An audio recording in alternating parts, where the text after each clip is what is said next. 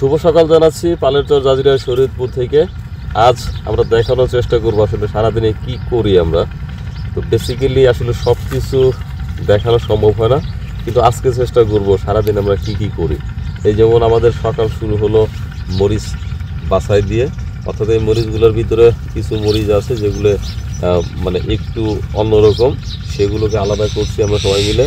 তো আজ কয়েকদিন ধরে কাজ করছেন যে কুড়িগ্রামের 3 ভাই, আর আমাদের সজীব বাড়িতে ছিল, 5-7 দিন হলো বাড়িতে ছিল। তো বাড়ির থেকে আসছে, মামুন আছে, আমাদের ইসলাম ভাই আছে। তো আমরা মোটামুটি গত 1 সপ্তাহ ধরে 6-7 জন লোক কাজ করছি। তো আজকে দেখাবো যে আসলে আমরা সারাদিনে কী করি। আর এই মরিচগুলো যতটুকু শুকানোর প্রয়োজন অলরেডি শুকিয়ে ফেলছি আমরা। এখন বাছাই করে হয়তো ঘরে রাখবো, আর যদি প্যাট্রোনাইজের কোনো ঝামেলা হয় তাহলে হয়তো সামনের সপ্তাহে বিক্রি করে দিব। তো আসলে নির্ভর করছে আসলে প্যাট্রোনাইজ কীভাবে হবে, কি হবে, কারণ এতগুলো লোক কাজ করছি, 3 বেলা খাওয়া দাওয়া করি।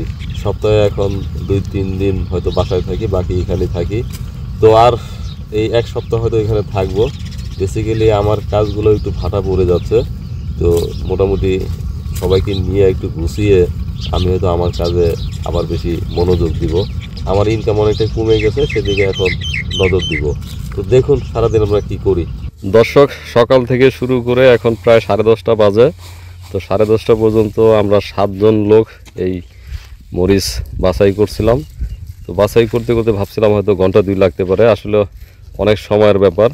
আর অনেকেই বলে থাকেন যে আসলে মানে বাড়ির মানুষ এই কাজগুলো করা উচিত। এখন বাড়ির মানুষ বলতে তো আমি বাড়ির মানুষ, এখন এই মরিচ বাছতে গেলে তো আমার 1 সপ্তাহ লাগতো, বা বাড়ির মানুষও তো অনেক বেশি থাকেন এক বাড়িতে। তো আসলে অনেকে দূর থেকে ভিডিও দেখে অনেক মন্তব্যই করেন, বিষয়টা আসলে ওরকম না। কাজে গেলে আসলে এরকম সময় তো লাগেই। এখন মরিচ আমরা এই পর্যন্ত বাছাই শেষ করে নিড়াতে যাব। আজকে আমাদের পিএস ক্ষেত নিড়ানো শেষ হবে। আসলে এক একটা কাজ আমাদের ধরলেও ফিনিশিং আনতে সময় লাগে। তো আজকে নিয়ত করছি যে আল্লাহ যদি বাঁচায় রাখেন, আজকে পিএস ক্ষেতের বাকি যে কাজ আছে সব শেষ করে ফেলবো। দর্শক, আসলে পিএস ক্ষেত সহ যাবতীয় যে চাষাবাদ আছে, আমরা তো একেবারে নতুন। তো নতুন হিসেবে যে অভিজ্ঞতাটা শেয়ার করব সেটা হচ্ছে যে পিএস ক্ষেতে এর আগে আমরা নিড়িয়েছিলাম। তো এটা দিয়ে আমাদের 2 নিড়ানি হলো। তো প্রথমবার প্রায় 30 রোজের মতো গেছে আমাদের এখানে। তো এবারও কম বেশি সম্ভবত 20-এর কম না, বেশি হতে পারে, 20-এর কম না। তো আজকে একেবারে শেষ মুহূর্তে আছি, হয়তো আর ঘন্টাখানেক নিড়ালে আমাদের নিড়ানি শেষ হবে। তো অভিজ্ঞতা হচ্ছে যে মানে জমি যারা নিতে চান, মানে খুব বেশি টাকা না, বা পিএস দানার দামও খুব বেশি না। আমরা 4,000 টাকা কেজি রোপণ করছিলাম এখানে। তো সব মিলে খরচ হচ্ছে আপনার নিড়ানিতে। তো এই জন্য কোনো চাষাবাদ করার আগে আসলে এই শ্রমিক খরচটা আমাদেরকে মাথায় রাখতে হবে। আর আলহামদুলিল্লাহ সবাই যেভাবে বলে তাতে আমাদের পিএজের অবস্থা আলহামদুলিল্লাহ ভালো। এখন কতটুকু উঠাইতে পারবো জানি না। তো আল্লাহ তাআলা যদি রিজিকে রাখে হয়তো আমরা এই ফাগুন মাসের মাঝামাঝি, আগামী চৈত মাসের মাঝামাঝি এই পিএজ আমরা হারভেস্ট করব। তো সেই পর্যন্ত আর হয়তো নিড়াতে হবে না। আর এই নিড়ানো শেষ হলে আমরা সার দিব। এর আগেও সার দিছি, এর আগে আবার পানি দেওয়া আছে। এখন এই নিড়ানি শেষ হলে আমরা আজকে সার দিব কিছু। এরপরে আবার এই ক্ষেতটাতে আমরা বাদাম দিব সাথী ফসল হিসাবে। তো সেই প্রক্রিয়ায় যাচ্ছি। সবার অভিজ্ঞতা থেকেই বলছি যে আলহামদুলিল্লাহ আমাদের পিএস মোটামুটি ভালো। দর্শক, পরন্ত বিকেলে আমরা আবার মরিচ বাছাই করছি। মরিচ বাছতে বাছতে আমরা একটা প্ল্যানিং করলাম যে এই মরিচগুলো আমরা এইভাবে বিক্রি না করে আমরা গুঁড়ো করে অনলাইনে বিক্রি করতে যাচ্ছি।